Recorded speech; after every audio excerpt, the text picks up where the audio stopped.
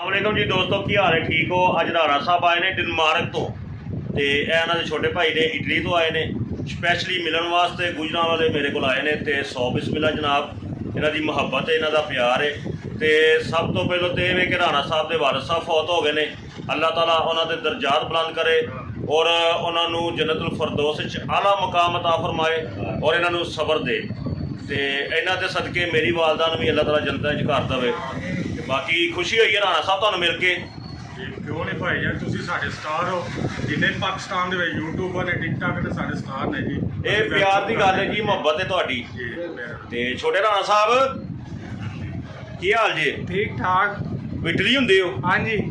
ਉਹ ਯਾਰ ਕੋਈ ਏਡੀ ਕੋ ਮੇਮ ਕੋ ਨਹੀਂ ਨਹੀਂ, ਇਸ ਤੋਂ ਵੱਡੀਆਂ ਹੀ ਨੇ। ਕੋਈ ਏਡੀ ਕੋ ਹੋਈ ਤਾਂ ਸਾਨੂੰ ਦੱਸ ਦੇਣਾ। ਇਹ ਤੇ ਦੋ ਏਡੀ ਕੋ ਵੱਡੀਆਂ ਨਾ ਹੋਈਆਂ, ਦੋ ਕਰਵਾ ਕੇ ਸਾਨੂੰ ਇੱਕ ਪਾਰਸਲ ਕਰ ਦਿਆ। ਬੱਕਰੀ ਤੁਹਾਡੇ ਕੋਲ ਭਾਜੀ ਭੇਜ ਸਕਦੇ, ਛੋਟੀ ਜਿਹੀ ਬੱਕਰੀ ਭੇਜ ਦਿੰਦੇ ਹਾਰ ਦੇ ਉਹਦੇ। ਉਹਦੇ ਤੇ ਕਿਹੜੇ ਨੇ ਝੂਟੇ ਲੈਣੇ ਨੇ। ਚਲੋ ਉਹਨੂੰ ਬਾਹਰ ਚਗਾ ਦੇ ਲਿਆਏਗਾ ਜਾ। ਆਹੋ ਨਹੀਂ ਲੱਭਣ ਦੇ ਅਸੀਂ ਇਨਸ਼ਾਅੱਲਾ।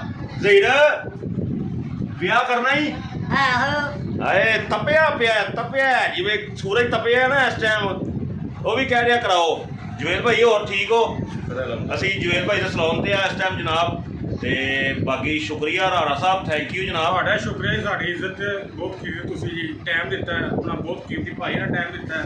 ਬੈਠੇ ਰਹੇ ਗੱਪਸ਼ਪ ਹੋਈ ਤੁਹਾਡੇ ਨਾਲ ਜੀ। ਅੱਲਾ ਖੈਰ ਕਰੇ, ਅੱਲਾ ਤੁਹਾਨੂੰ ਤੰਦਰੁਸਤੀ ਦੇਵੇ। ਇਹ ਦੋਸਤ ਆਏ ਨੇ ਰਾਣਾ ਸਾਹਿਬ ਦੇ ਛੋਟੇ ਭਾਈ ਨੇ। ਭਾਂਜੇ ਮੇਰੇ ਮੈਂ ਭਾਂਜਾ ਏ। ਕੀ ਹਾਲ ਹੈ ਜਨਾਬ? ਠੀਕ ਹੋ? ਉਹ ਚਾਚੂ ਦੇ ਨਾਲ ਉਹ ਪਿੱਛੇ ਚਾਚੂ ਹਰੀ ਨੇ ਧੁੱਪ 'ਚ ਨਜ਼ਰ ਨਹੀਂ ਆਉਂਦੇ।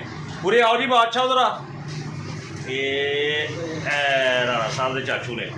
ਇਹਨੂੰ ਥੱਲੇ ਲਾਣਾ ਹੈ ਉੱਤੇ ਹੀ?